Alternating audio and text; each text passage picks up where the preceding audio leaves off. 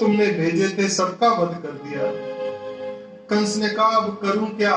बोले अक्रूर जी को भेज करके कृष्ण और बलराम को बुला लो। अक्रूर जी कन्हैया के रिश्ते में चाचा लगते हैं, सो अक्रूर जी को भेजा और ब्रज की गोपियों ने, जसोदा माँ ने बड़े भाव से, बड़े करुण हृदय से, बहुत रोते बिलखते गोविंद को वृंदावन से विदा किया और गोविंद वृंदावन से विदा होकर के गए, फिर दोबारा कभी वृंदावन में आए नहीं।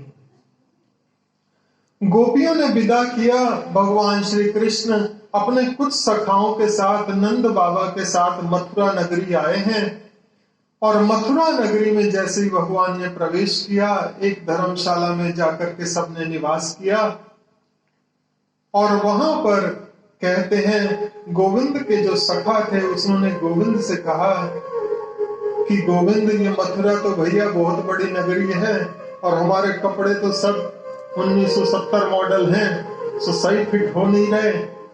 तो सामने से एक धोबी आ रहा था, उस धोबी के पास बहुत से कपड़े थे। कन्हैया ने कहा मेरे और मेरे सखाओं को कपड़े दे दो। धोबी ने अपशब्द कह दिए, जाओ बेधड़ की रोटी खाने वाले, जगह जगह वृंदावन में गायों के पीछे घूमने वाले, ये राजसी वस्त्र कभी देखे भी हैं? कन्हैया ने जोर से थप्पड़ मारा, सो धोबी महाराज का प्राण पखेरु उड़ गया और सारे ग्वाल बालों ने वो कपड़े पहन लिए और फिर बोले कन्हैया, बोले हाँ, बोले भैया ये कपड़े तो मंगेनू से लगे, मांगे हुए लग रहे हैं, इतने बड़े बड़े साइज के हैं।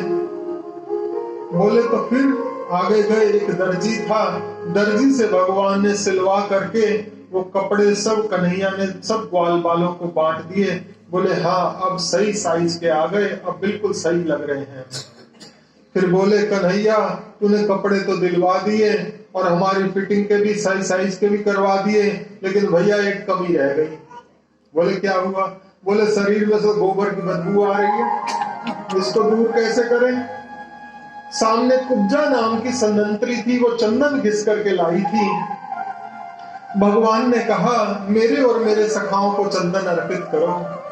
चंदन और वंदन मन को निर्मल बनाता है। बार बार चंदन घिस करके भगवान को अर्पित करो और जितनी बार हो सके भगवान को प्रणाम करो। चंदन और वंदन ये मन को निर्मल करता है। कुब्जा ने वो चंदन लिया, सखाओं के माथे पर लगा दिया, बलराम जी के माथे पर लगा दिया, कन्हैया के माथे पर लगा दिया। जैसे कोई विजय यात्रा को निकलता है तो पहले उसको तैयार करना पड़ता है ना, और कन्हैया अभी कंस को मारेगा, सो माथे पर तिलक लगा करके कन्हैया को तैयार कर दिया। रास्ते में कुआलिया पीड़ का उद्धार किया। ऊपर आसन पर कंस बैठा हुआ था। जैसे ही गोविंद को देखा भागने लगा, भागता है, जहां जहां भागता है पीछे पीछे गोविंद दिखाई देते हैं। और अंत में कंस को बालों से पकड़ा और कहा मेरी माँ देवकी के तूने बाल पकड़े थे, और बालों से पकड़ करके जमीन पर दे मारा। कंस के प्राण पखेरु उड़ गए। पहले तो ब्रजवासियों ने ताली नहीं बजाई, बोले सांस देख ले कहीं जिंदा हो हमें तो फिर मारे। बोले सच में मर गए, तब ब्रजवासियों ने ताली बजाई जोर से। यहाँ से भगवान ने नंद बाबा के